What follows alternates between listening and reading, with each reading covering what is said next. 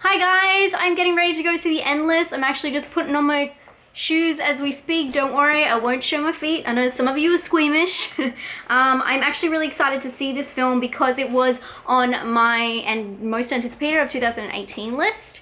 And if you don't know about the film, and I don't really know about the film, what I figure it's about, when I say this as well, I want to make it clear that the reason I say what I think it's about is because it's like fun to see afterwards what it's actually about. And I also have this habit, and I'm sure a lot of you are exactly the same, where you watch a trailer, you decide if you want to see a film, and then you don't revisit it until after the film because you don't want to kind of remind yourself of what was in the trailer because you want to be surprised. So I haven't looked into it after doing that video and watching the trailer for it the first time. But what I remember it is about two brothers who left like a religious cult when they were a kid. I'm saying religious cult because I'm not sure if it's just a religion, when they were very young, and they go back to revisit the cult and they realize that a lot of the things and the teachings that they actually had might have put them in the position of being right, and their cult might actually hold some crazy supernatural powers. It does seem more like a sci-fi, but I'm super excited to see how it is. I do believe it might have some found footage in it, or it might be found footage. It just seems like that situation, if it's two brothers returning to a cult, it seems like something they could play a little bit of found footage action on.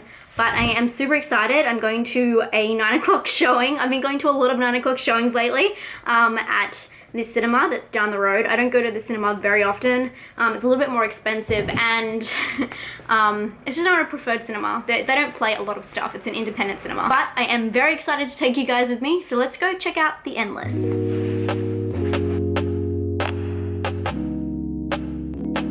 Actually so excited because Dean bought me Maltesers to take to the cinema. You can't have them because you're a dog. And I want to address really quickly, before some of you guys write in the comments below that I shouldn't go walking at night in my own city. I live in the city. I'm a city person and I take precautions, but I do believe that I should not be afraid to walk at night just because other people are complete dickheads. And that's that. Also, Dean lets me go walking at night because it's not his choice. I make my own decisions and he's man enough to not hold me back. So that's that. I just wanted to say that quickly because fuck that. Anyway, let's go.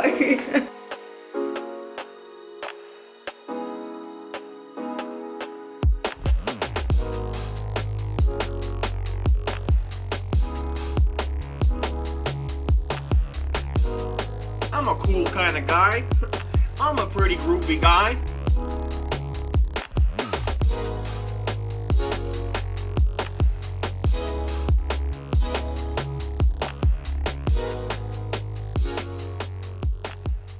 Hi guys, I just got finished watching The Endless. I did walk home before doing this part of the review just because it's very loud in the city tonight. Did I say earlier it was Friday night? It's actually Thursday night. It's actually Easter weekend.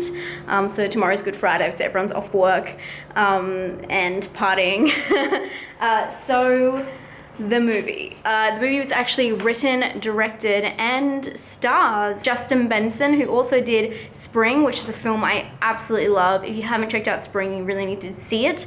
And also Resolution, which is like a love-hate indie film, but if you love it, you're like obsessed with it. And I didn't mind that film. I actually did prefer that film to this film. But fun fact, Justin Benson also was in VHS, Contracted, and Dementia, just random characters in the background. And I think that Endless is kind of connected to Resolution, at least in subject matter a little bit. So the film is about two brothers who go back to a cult, revisit a cult that they were once a part of about 10 years later. They're not enjoying their lives as they are, and one of them remembers really enjoying that time in their lives. So they go back and then they realize things aren't what they seem. Everything's a little bit off, but it's not in the way that I thought it would be off. It definitely takes more of a sci-fi route than talking about the cult situation, which I was hoping was going to be more of a culty situation. I knew it definitely was going to be sci-fi, but I thought it was more going to be about the cult revealing like some kind of supernatural powers, and it's not like that at all. Obviously, I'm not going to give away what it is, but it is the kind of sci-fi film that, you know, obviously has a story that is science fiction within it, but it has nothing to do with the cult, really. I felt like this film was really, really independently funded. I felt like Spring was definitely better production value, so I was very surprised by the indie-ness of this film. So if you're into indie films, this won't be too bad for you, but if you're not, it's definitely not a film for you. It was really hard to follow at the start. I felt like the storyline, he really tried not to make it really dumbed down, and for that reason some things were kind of missed, and I felt like some big parts were kind of skimmed over,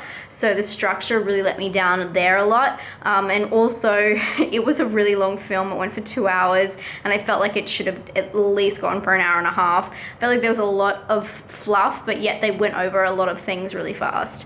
The main problem for me was the setup at the start. I felt like it was very confusing about the whole history behind the boys, and although it is revealed little by little, I felt like they could have just made a smoother, kind of complete start, you know, just one scene. They didn't even have to go into like this whole background about how much they hated their lives. They could have really started on the way back to the cult and kind of summed it all up together, saved some time, made it a little bit smoother. And although it might have been a bit dumbed down, it would have just made more sense overall, because when you have a sci-fi film, it's kind of hard to follow anyway, or sometimes it's hard to follow. So I think that keeping the rest a little bit simple might have worked out a little bit better for the audience. And yes, I was right, the film does have some found footage aspect, but it's not a lot of the film. At the start though, it is very odd because there are bits and pieces of like news reports and things, kind of like mixed media put together. And then there's a part where they're like getting interviewed. They're almost saying their feelings to the camera, and someone's asking them questions about going back to the cult, which is never really addressed, and you really don't even know who they're talking to. And for that part, I was a little bit confused. That made absolutely no sense. If someone wants to clear that up to me, that was really fucking weird. But the found footage does come in again, because in the film they do find footage. So there is definitely an aspect of mixed media, but it's not a huge part of the film. As I said before, it is a very indie film, but I do feel like there is some great production value in there, but it's just towards the end of the film, and they definitely used it for more of the sci-fi angle of the film, if you get what I mean, not for the like start and the lead up. So at the start it is a little bit jarring how much it's grainy, green.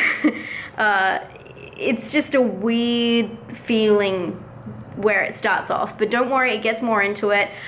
Things I did really love about the film is the relationship between the two brothers. They really tried to work on the comedy between them, and although sometimes it does fall a bit flat, it's really cute and lighthearted and kind of like heartwarming. It's a story that although is about not being afraid of the unknown, it's very much a story about two brothers and their relationship and forgiveness and you know, trusting each other. So it does have that heart of heart kind of indie film feeling that we've all come to love in, you know, They Look Like People, or maybe Creep, or even, you know, Last Shift. It does have that meaning that's there, but it is a little bit lost, as I said before, in the structure. And I just felt like a little bit let down, because I thought in my head that the film was going to be about something a little bit different than what it was. And I still am waiting for a film to come out that is about a cult that were right, you know? Has that been done before? It kind of has been done in Red State, I guess. Anyway, that's how I felt about this film, The Endless. I wouldn't recommend it for everybody. I would definitely recommend it for those true indie horror fans. If you like Resolution and Spring, I recommend checking it out. It's something a little bit different. And as I said, if you appreciate indie film, you might like it. But if you're not really into lower production value and you like a fast-paced film, this one is a lot slower than I hoped for, and it's a little bit jarring. So it needs your full attention. I'm gonna give this one a 6 out of 10. For personal score, for scare score, I'm going to give it a 2. And for originality, I'm going to give it a 7.